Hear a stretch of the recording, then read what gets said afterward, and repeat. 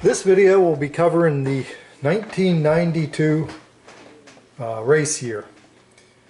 So to pick it up now from where the last one left off, which would have been the end of 1991, the very end of that season, coming back, broke my leg the prior year, didn't get a whole lot of racing in 91 until the end of, broke it in 90, got a little bit of racing in then at the end of 91. So towards the end of 91, don't know exact date, anything like that, but we're at a race down by, it's down by the nuclear power, or by the power plant, Shippensville, somewhere in that area. And there was a guy there, Brian Lineman. Brian used to race motorcycles years ago, back during my younger years, say 98, 99, and not 98 and 99, 1980, 1978, 1979, 80, 81, 82, in that era, somewhere around in there, for my younger years. Brian used to be around. Anyway, Brian owns a Yamaha dealership. It was called Lineman Cycles. Ken Slaughter was the manager of the shop. So anyway, run into Brian down there at the race, and so Brian comes over and we're talking, and it's towards the end of the year. Brian says, "Hey, why don't you come up?" I'm on my old 1997 YZ at this time. 1987 125. I'm getting my years all mixed up here. My 87 125. So Brian says, "Anyway, why don't you come on up to Lineman's? I'll make you a really good deal. You know, you can ride out of Lineman Cycles for next year. I'll make you a great deal, everything. Come on up to the shop." So I end up going up there, and this again, new bikes always come out around Thanksgiving, so it's prior to actually turning to the year 1992. Go up there to the shop one evening. I think it was myself, John Gallagher, and Don Harry. The three of us went up. So anyway, I go up to see Brian, and he comes up with a plan and everything, put me on a new 125. And I don't know why it happened like this, but for some reason he did not want Ken Slaughter to know. Ken was the manager, shop manager, but Brian was the actual owner of the dealership. But so Brian took some of his own money, don't know where he got the money, pulled the cash money out, give me some money to help pay on that bike, so that Ken didn't know what the deal was that was made on it. Anyway, end up with a 1992 YZ 125. That's going to be my bike for the next year. And my plans are, I sort of had a bucket list now. I'm coming back racing a little bit. There were certain things that I didn't get to do before in my younger years that I always wanted to do. So it's kind of had this bucket list of things. And one of them on there is I wanted to do the Pro Nationals. So I wanted to do a handful of Pro Nationals that coming next year. And my plans were I was going to do like East Coast more. So that, not go do West Coast or nothing, more just East Coast. Such as like Steel City, High Point, Red Bud, Unadilla, maybe Southwick, the ones on the East Coast here. That was the plans. So anyway, I get a hold of my Uncle Jim. Jim had always been very heavily into sports and training later on, more into training later on in that. So he would train different people for different sports and that. Pretty knowledgeable on exercise, fitness, things like that. Spent basically his lifetime involved in between boxing and wrestling and football, and this time he's training some MMA, mixed martial arts fighters and that. And so I get a hold of Jim and said, "Hey Jim, would you be willing to set up a program for me for fitness and that?" Because up to this point, honestly, I never really had a good fitness program. Didn't really know what I was doing. I mean, I tried different things in that, but I wanted somebody with a little more experience. So Jim agreed, said sure, he'd do it. So he put me on this program, and it was quite intensive, way more than I had ever done before. I mean, at that time there was Pro Body in Greenville. So we go in there, and this workout program would involve, it was going to be 3 times a week, and it was almost 3-hour sessions to get through. Once I got the routine down, if I really pushed it and stuck to it, I could get through in 2.5 hours. And that was if I pushed through it to get through it and done. That was just the lifting and physical part of it, mainly free weights, weight machines, things like that. That did not include the cardio's part of it. That was just the lifting in that part of the program. So I was doing that 3 days a week. And then on top of that, I was running a lot, bicycling, treadmill, things like that for the cardio end of it. So probably the hardest workout program that I'd ever been on, and even yet today I've go to the gym and can't even do probably a fifth of that program, weight-wise or in the intensity or anything. But so anyway, Jim puts me on that workout program, go through that there. So spring of the year comes around, and we go to a track called Challenger. I believe this Challenger was somewhere out toward Punxsutawney, out in that area, somewhere like that. So we go there. It's the very beginning of the year. It's freezing cold out. I mean, it had snowed the night before. This must have been very early March, so they had to plow some snow off the track. The ground was just total mud, but then with the snow off, it was freezing the ruts into the ground, and just not, it wasn't good at all. Don't remember how I did, but I know that it wasn't good at all. So spring of the year, do some outdoor races or something here, and just not getting the results that I'm finding out that this comeback now, because now we've left Lyonsville. Lyonsville is pretty much local amateurs, where I was able to win in that some prior to, in say 91 in that, but now we're getting back out to some more competition. And it's a little bit of a wake-up call of, hey, these guys, when you get outside, like more into District 5, the AMA stuff and that, the level of competition goes up. And I just hadn't really experienced that for probably 6-7 years now. So I'm kind of come to the realization that, hey, I'm probably not going to be able to make this. My pro days are going to be, it's over. I'm not going to be able to do it. So, and I really believe that part of it was more on the mental side than physical. I think, and I've always kind of said this, that an older guy can really, you can get in the physical condition somewhat, but it's sort of the mental aspect of the sport that really gets to you later on. And that's part of why you don't see older guys in the sport much. As the time goes on, you've had more experiences. And it's sort of like with every single crash, it just adds another little notch or chip into your memory that you think about. It's hard to clear out of your memory, which every time you think about it a little bit, it holds you back.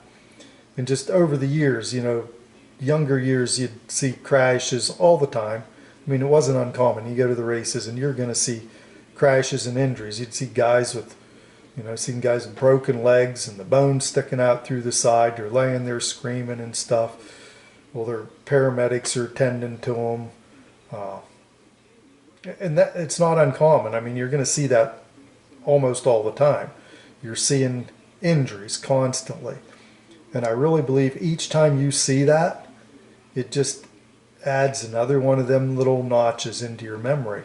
And it all starts to add up as you get older. I mean, I've seen guys get killed, guys get paralyzed.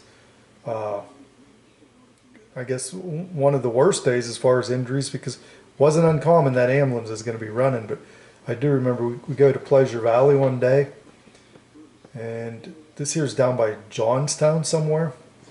And we're down there, and within one day, they ran 2 life flight helicopters out of there.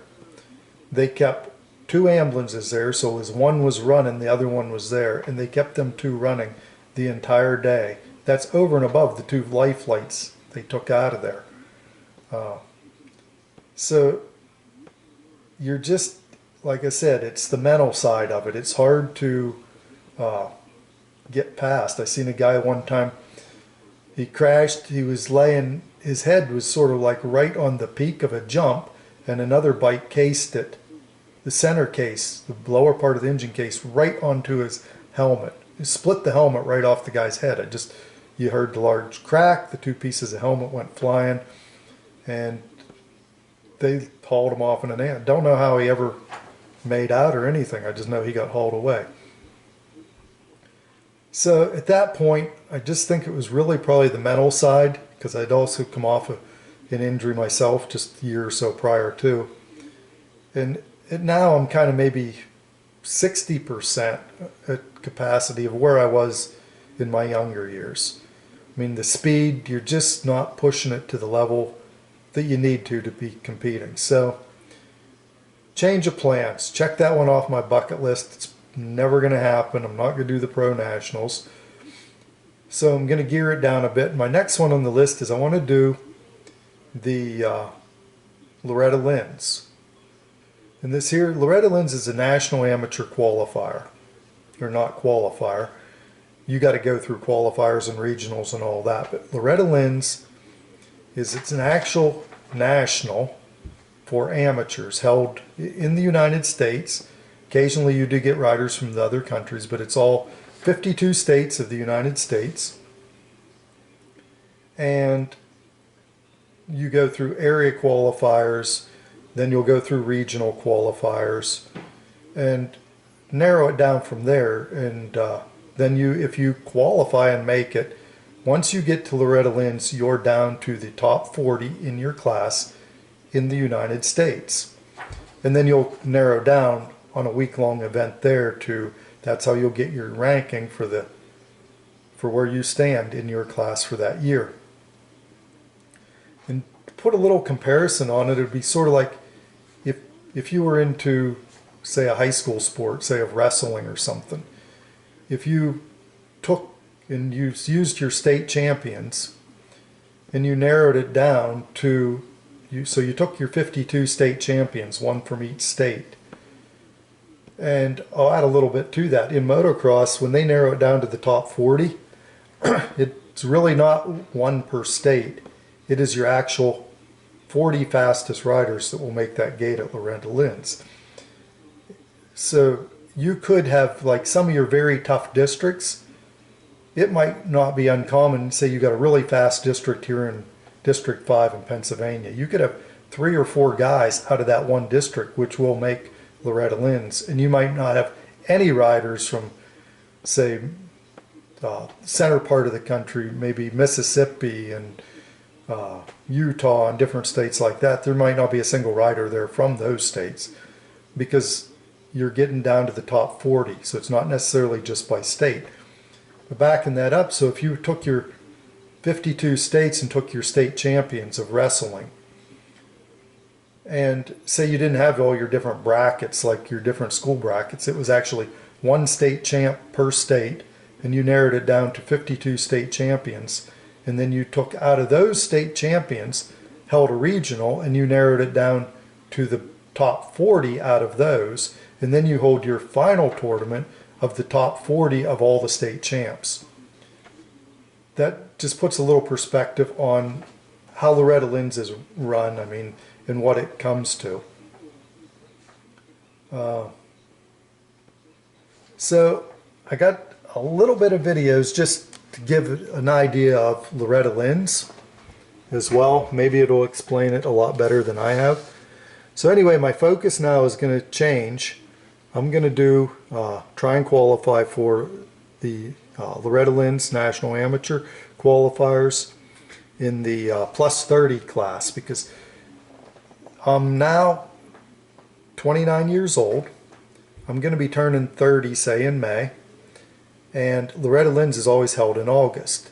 but as one of the rules is you only have to be of age by the main event, which would be the August event held at Loretta Lynn's.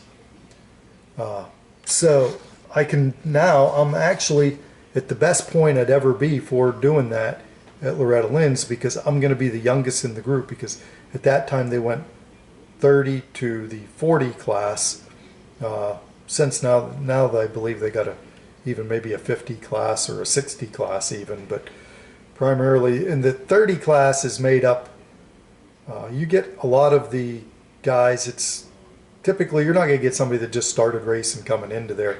It's going to be guys that's been the older guys, but they've been doing it all their life and that, coming into your older classes and that. So I'll show this little video. It's going to give a little bit of a clip more of what Loretta Lynn's is. Everybody who's done anything in Supercross, myself, Ricky Carmichael, Jerry McGrath, all these guys came up through Loretta's. It's the biggest, the best, most pristine amateur national in the world. If you want to get on the radar of amateur motocross, this is the place to be. This is the proving ground. Because if you win here, you beat everyone. And I think that's what makes this the crucible of amateur motocross. It does not get any more competitive than Loretta Lynn's.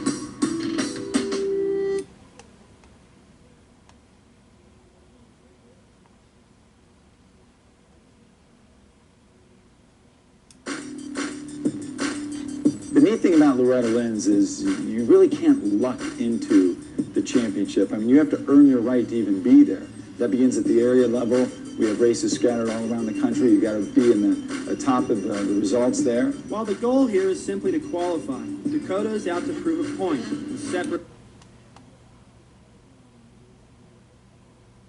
With little experience on the faster bike, Dakota has his work cut out for him. Then you move on to the regionals in the middle part of summer, and that's when it gets really competitive. You have to finish in the top, maybe quarter or top 5% of the class, and then you get to move on to the actual championship finals. Aldridge, Owen, Leocata, Gaines, Rodriguez. There's a bunch of them that just goes on and on. But when you go to Loretta's, you know you got the best 40 guys in the world racing. So it was pretty much to win Loretta's, you was the best in your class. You got the best riders out there. The heat and the motos are longer. And the added pressure of all the sponsors being there and knowing you have to do good, because it is the race for the amateurs. It's hands down by far the best amateur race in the world, no doubt. It's the only professional amateur event. You know you're going to get long motos. You know if you work hard, you can work your way through the pack. You have a 3-moto format instead of a 2-moto format. And I think this is all things that really help give everyone a chance. No one's going to basically go out there and have something that takes them out of showing the world what they can do. And let me tell you, the world will be watching. Dakota was able to...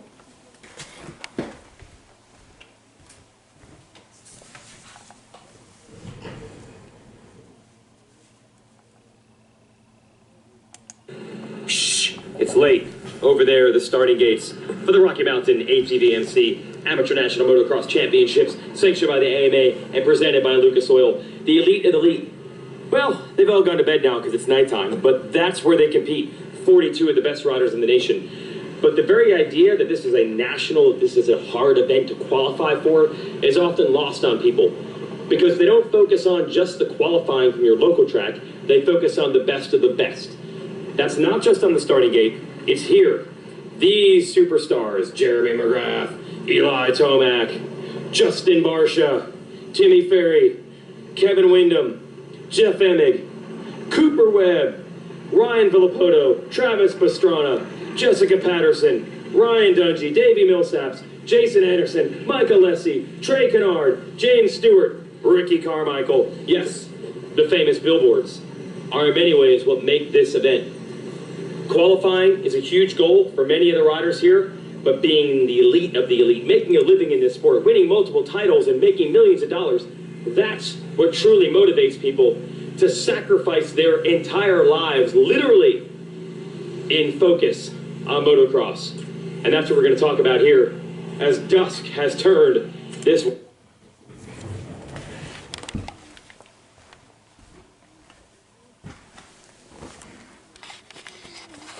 So the names he just ran off there of the elite of them, that's to say that most all, not everyone, but most all your pro riders today come through Loretta Lynns.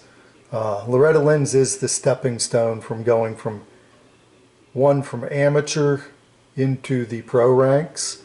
If you went at Loretta Lynns in like the 125, 250 pro class there, and a lot of the mini classes actually, the factories are all there. They're all really watching the younger kids at this event, and that is where they will pick up and sign your next up and coming factory riders. Typically will come out of the Loretta Lynns. So anyway, I'm now at the older side of it. I'm doing the plus 30. So my shots now of picking up a factory ride is next to none almost. But it's still the same event. I mean, you're just running the older bracket. A lot of the younger kids in there are the ones that are going to get the shot. That's the ones the factories are looking at to pick up in that.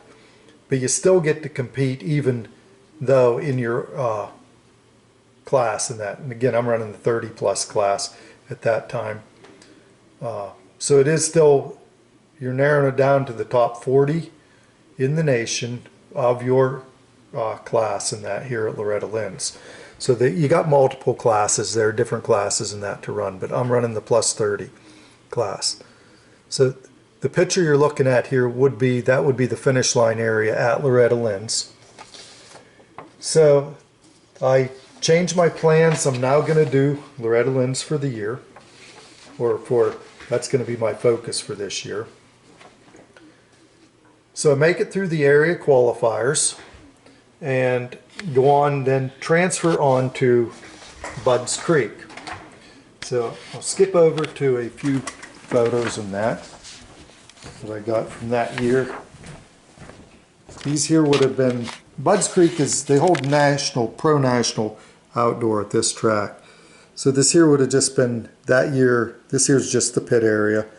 Don't really know why I took that picture, but that's down through the pits there, Budds Creek. That is the track.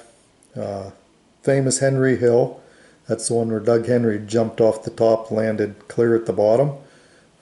Broke his back when that happened. The throttle stuck on him coming up to it. Sort of like the other side, you get a huge run up to it. And he actually leaped off the top of that hill with enough speed where you see the two bikes clear at the bottom. From the top of the hill, he landed out past where those two bikes are, right almost into that corner at the bottom, off the top of that hill. And anyway, the impact when he landed broke his back. But so ever since, they've called that Henry Hill. That's at Budds Creek. This is more Budds Creek. That's where my regional was that year. This was from that weekend there at Budds Creek. Another shot here at Budds Creek. And another shot here at Budds Creek. So anyway, we go to Budds Creek that year to do that. Made it through the area qualifiers, going to the my regional at Budds Creek. And on the starting line, so the start used to be clear in the back. It's different than it is today. It was down over the back, big uphill start. At the top of the uphill, there was a right-hand turn, right back down a downhill. So anyway, since my plans earlier that year was to run the 125 Pro Nationals, and now it's switched to Loretta Lynns, and now I'm in the vet class. The vet class is not regulated by bike size. So everybody in the vet class is going to be running a 250 or a 500. So I have a 125, that's what I got, so that's what I'm going to race. That's what I raced all my life, really, was 125s. So anyway, a little bit of a lot of motor disadvantage, especially on the starts. That's really going to hurt me is the starts, because the starts are critical. I got half the motor that I am the only 125 in that class. Nobody's going to run that on a 125, but that just happened to be the bike I had, so that's what I'm running it on. Budds Creek, so I'd always have to pick a inside very inside or pick my gate according to where I felt, because I knew everybody else was going to beat me to that corner. So my plans are always then, okay, how can I sweep that corner, tuck in behind them or whatever, and try and pick off a bunch really fast. More so than focusing on getting the whole shot, because I know that's not going to happen. So first corner, come into that, wherever I was going to sweep to didn't work out. End up, I think I tagged somebody. I end up in a crash in the first corner.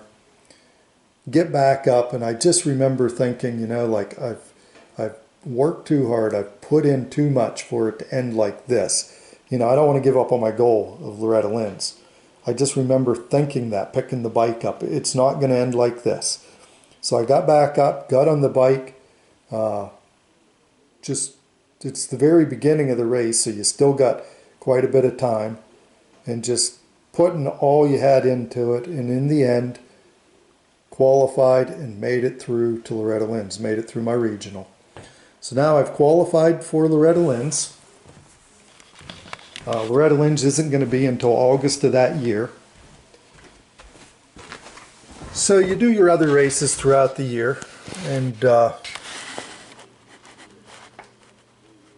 don't really have results recorded from throughout that year.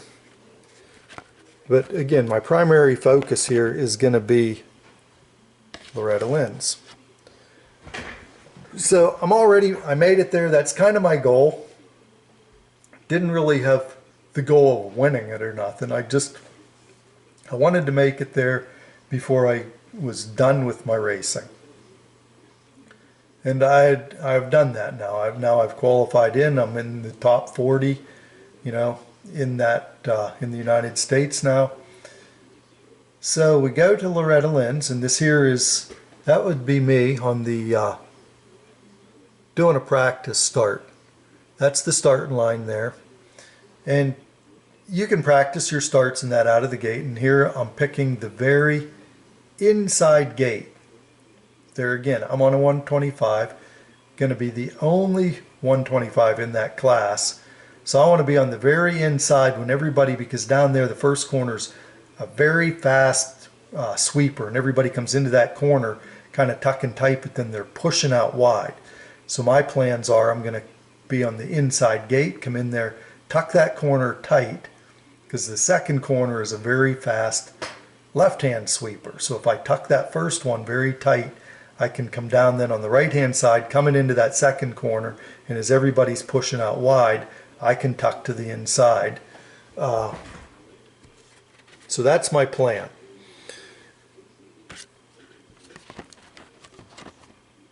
So here's the starting line. As they're lining up,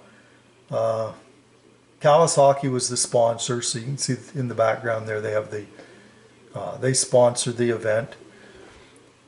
So bring back.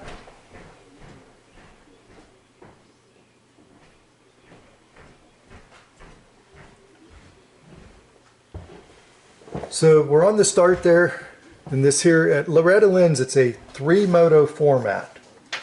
They already got it set out there. You're going to do, I believe it's 20-minute motos, maybe it's 20 minutes and 2 laps.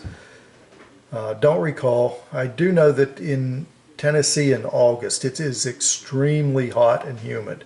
I mean, unbelievably humid. You get there and just to walk anywhere, you're dripping with sweat from just walking. It's very hot. It's usually like in the 90s there, and the humidity is what's the real killer.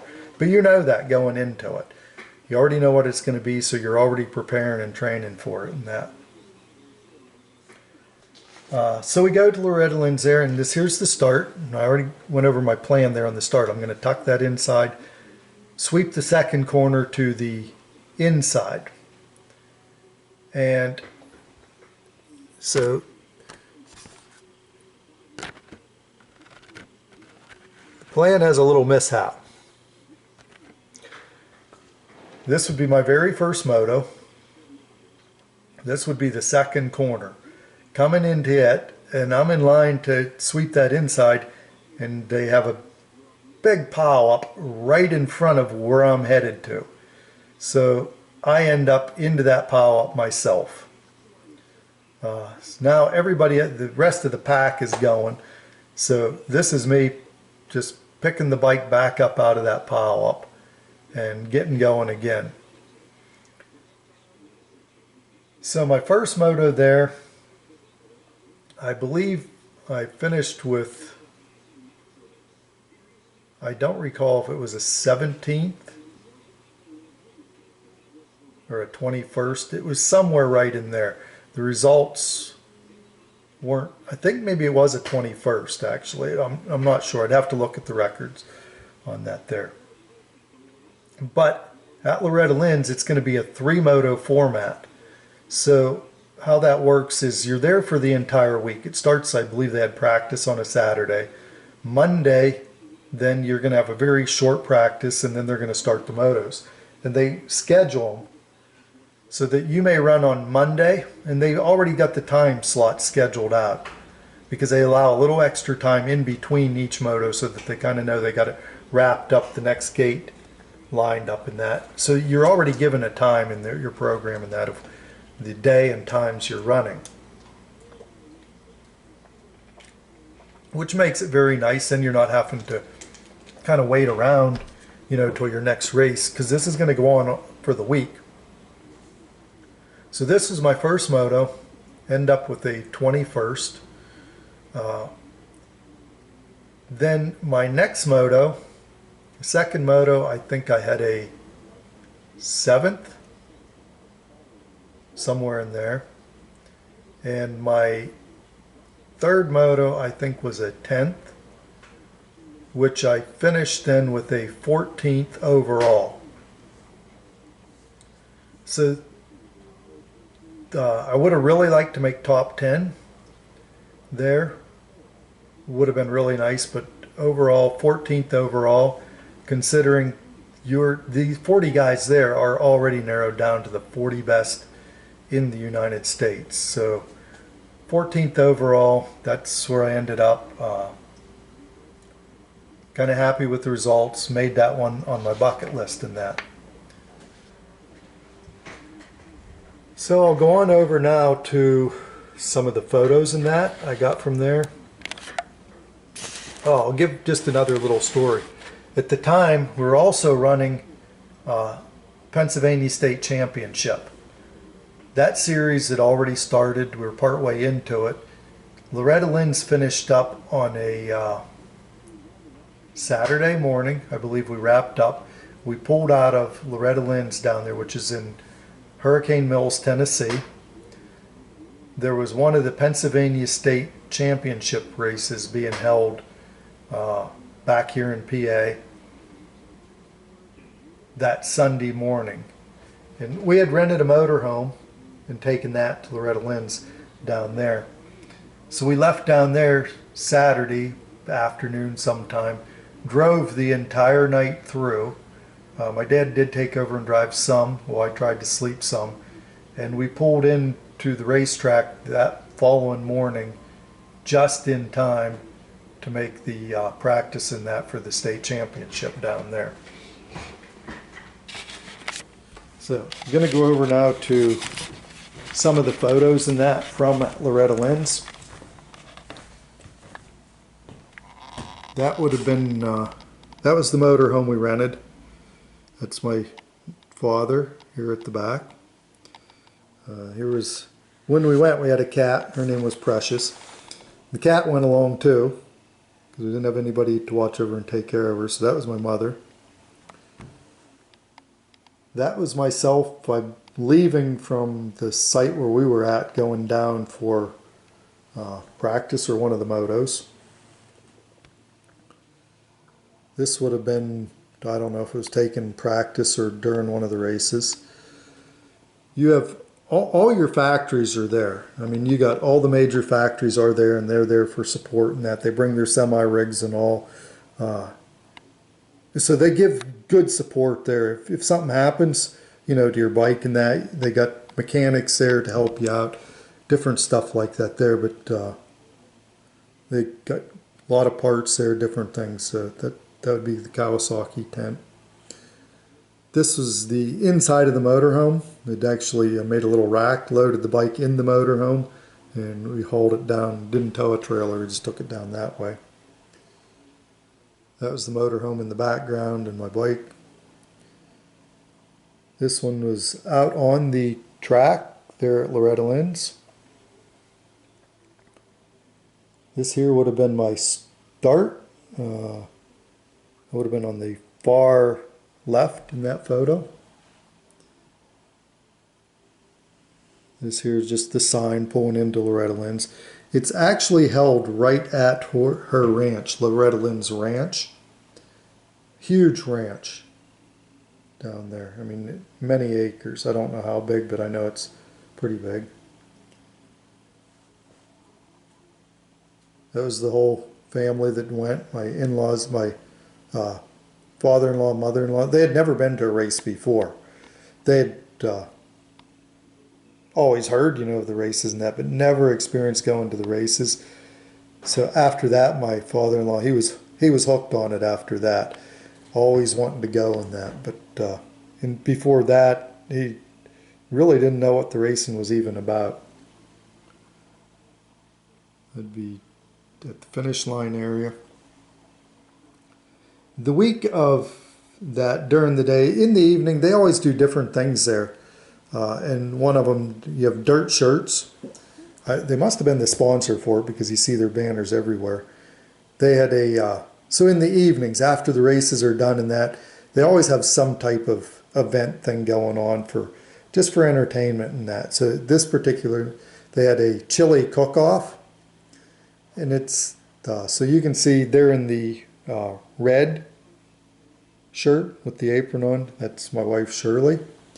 She was in the chili cook-off. And so there's, I don't know, maybe 7 or 8 people made chili in that. And we always really liked the chili that Shirley had made. So she entered in this chili cook-off. They had to make up a pot of chili and go down. And then you got all your different factory representatives. They get to be the judges and they come through the line. And like the guys from Yamaha and Kawasaki, Suzuki, all your factory reps and the different clothing things and that.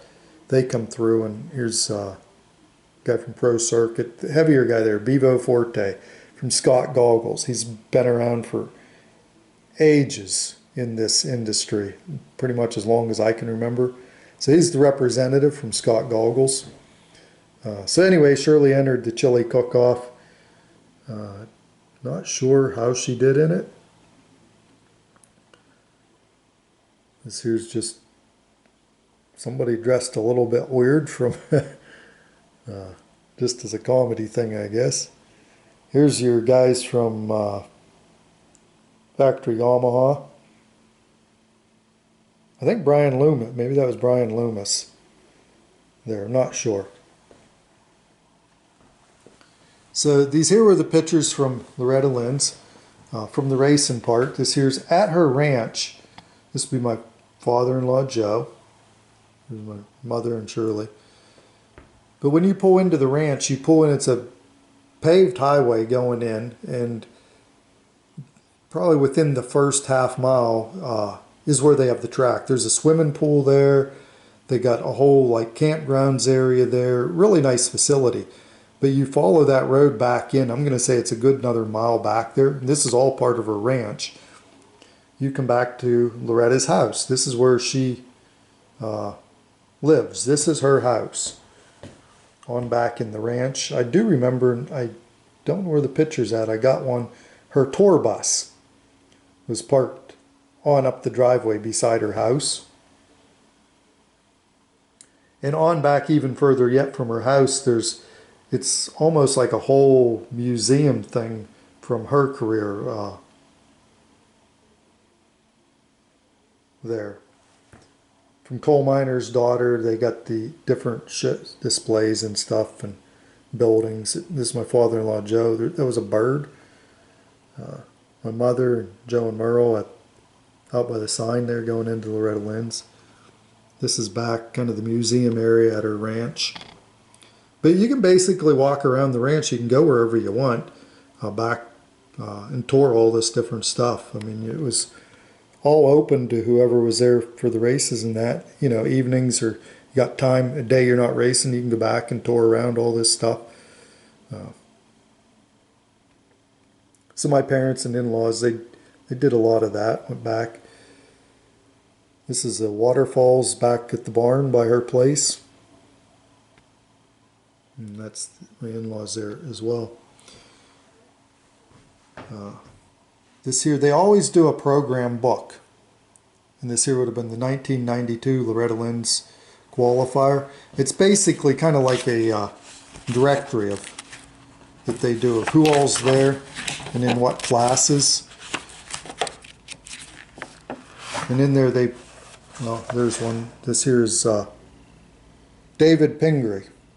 This just gives you a little bit, and I'm going to switch over to a different book or whatever. David Pingree at that time in '92.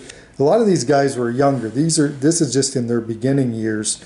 Pingree goes on to become a pro rider, and he is the one now. If you ever go onto YouTube and watch the Whiskey Throttle show, that's his show that he does on there now, where they do the different riders and that interviews. So he's continued on.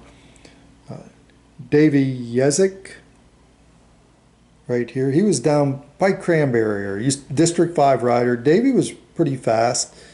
I believe Davey has passed away. I forget what it was he got, but I have heard that he has passed away. So some of the riders in that. So in '92, to give you an idea who would have been the up-and-coming riders, that was just my photo from in the book there. But the up-and-coming young riders at that time, and I'm sure a lot of people would know who he is. Ricky Carmichael. Ricky was just on a little mini bike at that time. Ricky, and here's another one, that James Stewart, Bubba. Both just little kids there, but they were there in the '92 competing in the mini classes. Here would have been Davey Coombs. Davey was still racing at the time. Davey is now the head of MX Sports. If you ever watch your Pro Motocross Nationals and that, he is the head of that in the Outdoor Pro Motocross Nationals. They also run High Point Raceway. His dad was the founder and starter who started High Point Raceway. Here's another one. Anybody that's ever watched anything would probably know this guy right here, Travis Pastrana. Travis also just a very young kid at that time, also on a mini bike. Brandon Jessamine, Robbie Skaggs, Timmy Ferry. Timmy was from Florida. Also, Timmy became Factory Yamaha later. But all of these guys later on, well, Davey didn't, but Davey Coombs. Davey became head MX Sports, but a lot of these other guys all did make it into the pro ranks, and Carmichael is one of the greatest of all times in the sport. Stewart as well was very good. Now this here's year 1994. This is the current year. And now you got like Jet Lawrence. Jet Lawrence also did run Loretta Lynns, but not till years later. Again, most all your pro riders that come through Loretta Lynns, it's just the stepping grounds. They're going to go from amateurs into the pro ranks, but they're going to come through Loretta Lynns to do it. Most of them, even ones like Jet Lawrence today, coming over. He's from Australia, but comes to the United States, and they go through Loretta Lynns as well a lot of times. So it's not uncommon when you do go to Loretta Lynns that there's going to be a handful of riders there. Ken Roxon, he also done Loretta Lynns. Not saying they did it in '92, but over the years they come through Loretta Lynns in that. This here's starting line. Guess that would have been my start at Loretta Lynns. That would be my number 14. So once you earn a national number, then that is your number. You can run that number for the following year. So this here would be 1993 then. I got a 250 that year. I'm going to qualify to go back to Loretta Lynns again. But that is my national number now. So for the following year, 1993. So this one here is actually my 93 250. But once you earn that number, then you can run that number no matter what track you go to. If it's a local event, anything, you know, you get to hold your number. It's since you earn that. That is a national number you hold for the following year.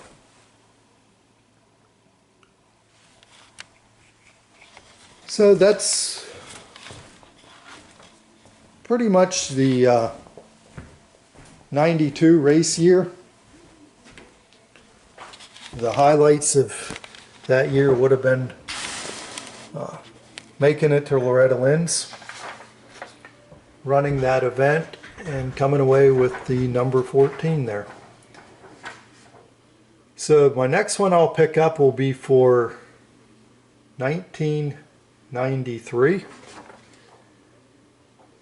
And I'm just going to, before I conclude this video, because for whatever reason I either don't know how to do it, but if I pause the camera, it starts a whole new video.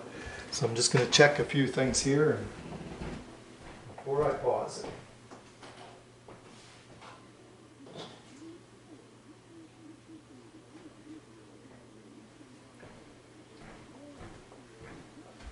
So I don't see the one picture that I was looking for, but so if I find it, maybe I'll give it in one of the later videos as I've went backwards in a few of the other ones.